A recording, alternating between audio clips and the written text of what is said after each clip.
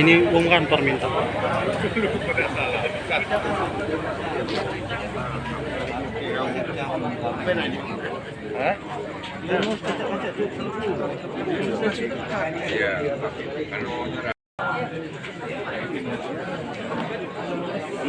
Pak Komandan. Besok ya? Ya besok insya Allah. Ya.